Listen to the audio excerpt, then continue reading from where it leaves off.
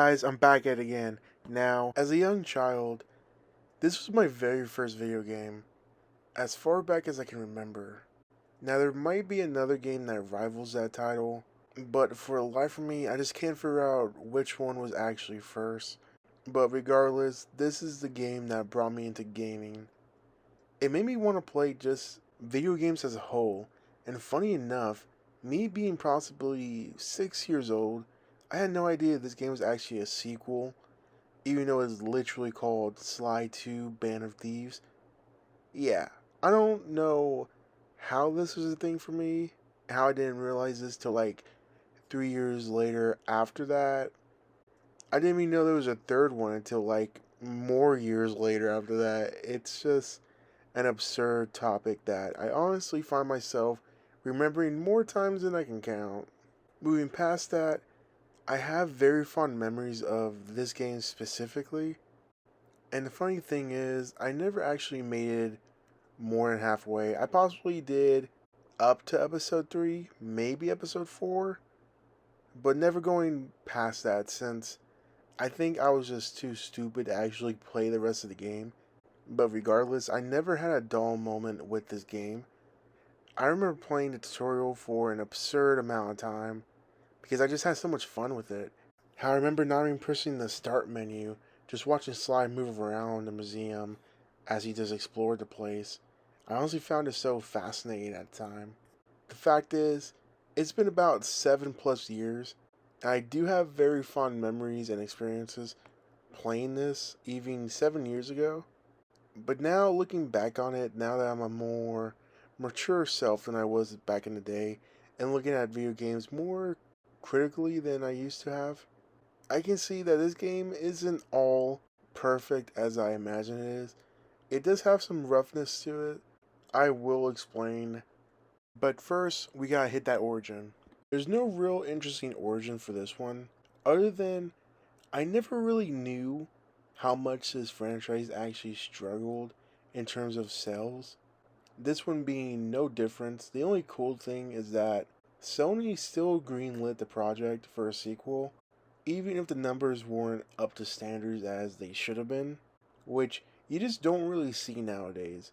It's always about the numbers of sales that the game actually got rather than the team behind it and the project that they have going forward, which a lot of video games don't actually have the option to say they had.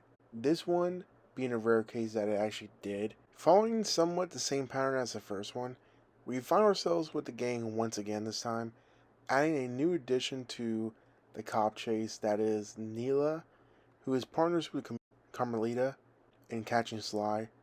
After our short introduction, we were then presented with the actual main story, which is you just going to each of the founding Claw members a piece of clockwork from the first game. Apparently, getting dumped in lava doesn't destroy your parts. Each of these members are using a piece of him for their own benefit. It lies on to Sly, with the help of his gang, to actually get all these parts back so they can destroy Clockwork once and for all. After getting all their parts, they actually fail with getting the last one, making it where they lost the others as well, leaving us back at step one, making it do or die time, especially when Sly actually sees the real mastermind behind all of this, who is this bird character who's super forgettable, and I'll go more into that in just a second. To the fact that I don't even remember this guy's name, and I won't even bother looking it up, and actually managing to put up all the parts together to make Clockwork whole. In the last ditch effort, we try to destroy him. Unfortunately, it's actually what he wanted. Before he actually gets inside of Clockwork to get eternal life, Neela backstabs him. Oh, and by the way, they have been dropping hints that she had more to go on about her. Now, I don't really know why they made this more of a plot twist since it was pretty fairly obvious, but hey, putting that aside, Neela gets inside of Clockwork to become immortal, which I have no idea how she actually did this because she just jumped in. It's like, where the fuck did your body go? Because later we see that she's just a hologram. So I don't really know how that works, but hey, fuck it, I guess. Now for the real final fight, we do beat Neela in a turret section with the help of Carmelita, finally ending the century upon century nightmare that the Cooper family had to go unfolded, but at the cost of Bentley's legs. Now our heroes finally broken and split up as well, leaving us a little bit of a Spider-Man 2 effect. They walk away in the sunset. Sly gets captured but is easily able to escape with his friend's last effort to help him. And as we see Sly parachute out to the sunset, the credits roll, leaving us a to be continue. Now the story still follows a very simple structure, that of the first one. The only real difference in this one is that they do focus more on a relationship with Sly, Murray, and Bentley. In the first one, they told you that they were more of a family friend type of group, but in this one they actually showcase that on multiple occasions throughout the story. Even during the fourth episode, where Sly and Murray get captured because Neela's double crosses them, it shows off Bentley struggling without them. Even in future episodes, there are some lines that honestly got me a little bit almost teared up, just because it felt so real. For example, in episode 6, Murray gets captured once again, and they have to go save him. And in this exchange between Sly and Bentley, it's very heartwarming at the last line where Bentley says, "I don't want to be alone," telling Sly to not get captured like he did beforehand.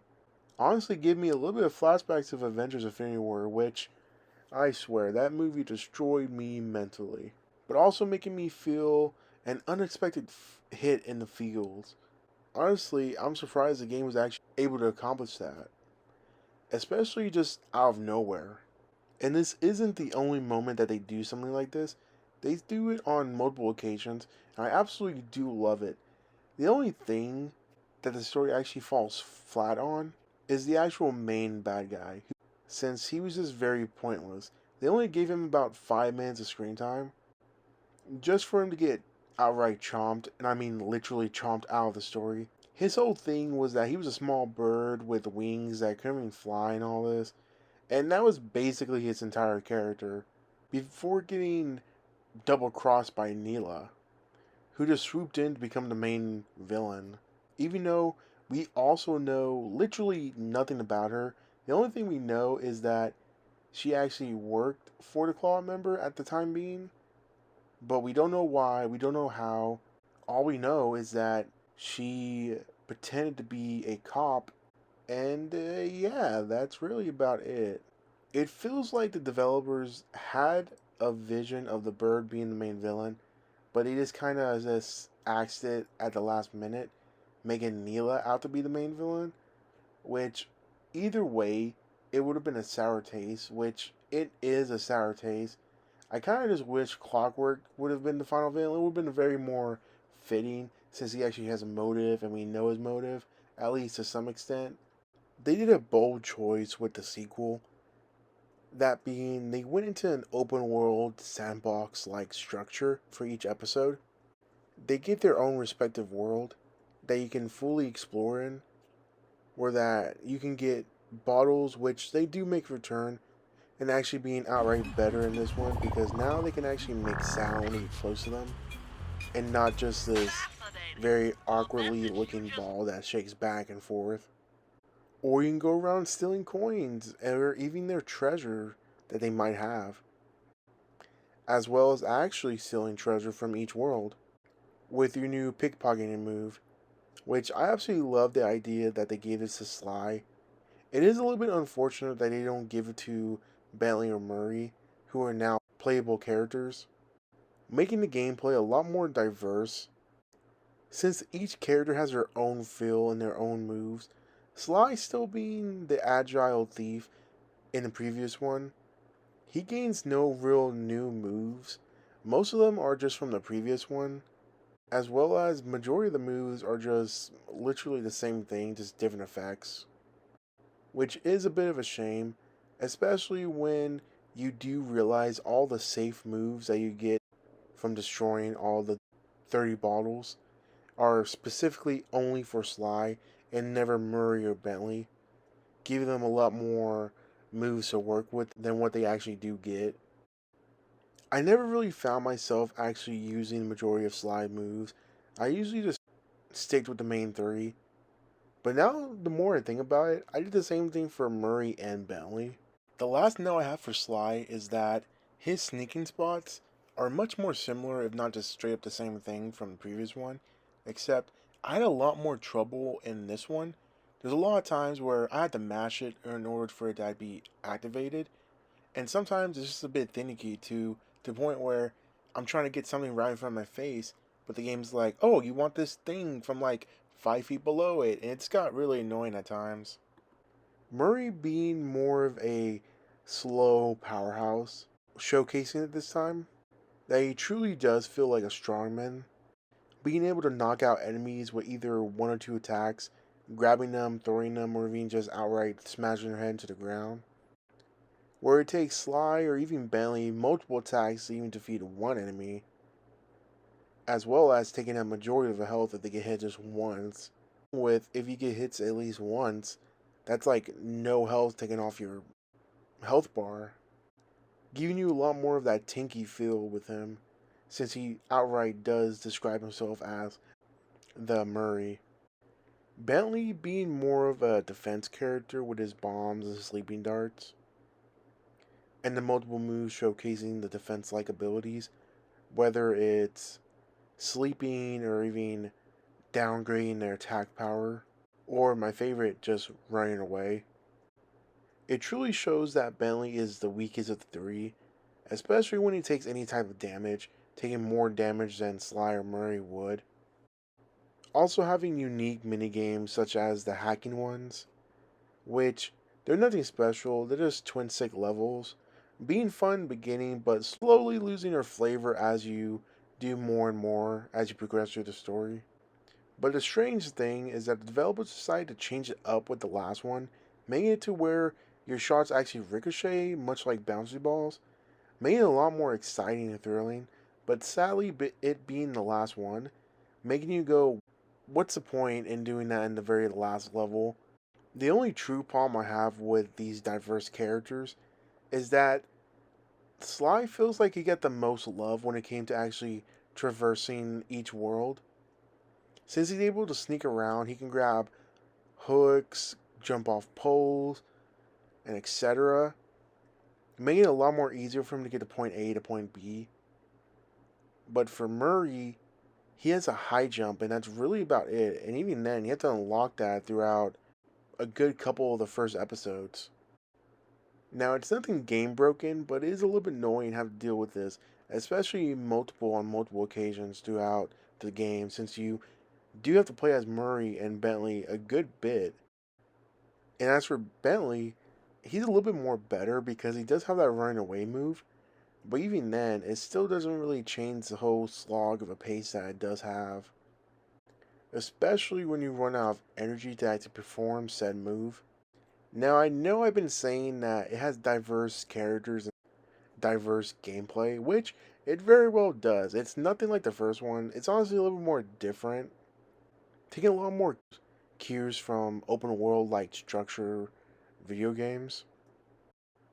You will find yourself doing a lot of the same things as over and over again. For example, Sly has to pickpocket keys off of guards, and he does it like 50 times throughout the game. At least it very well seems like that. And it's not just Sly, it's also for Murray and Bentley as well.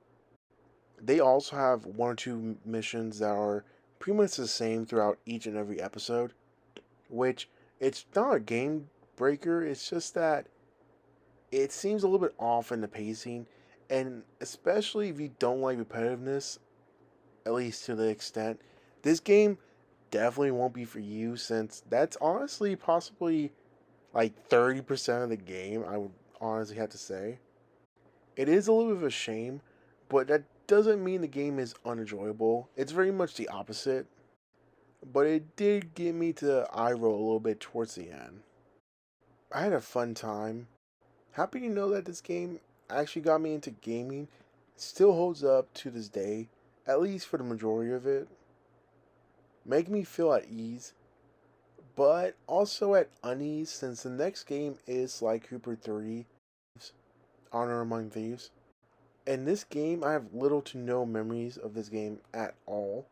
The only thing I can remember are vague images of this and that.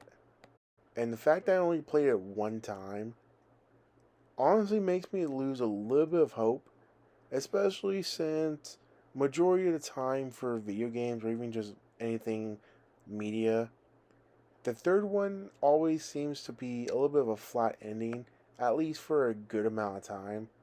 But hopefully they can prove me wrong with this one. So next time, we'll be taking a look at Slide 3, Honor Among Thieves. So have a good morning, good night, wherever you're at. If it's your birthday, happy birthday, and have a peaceful day.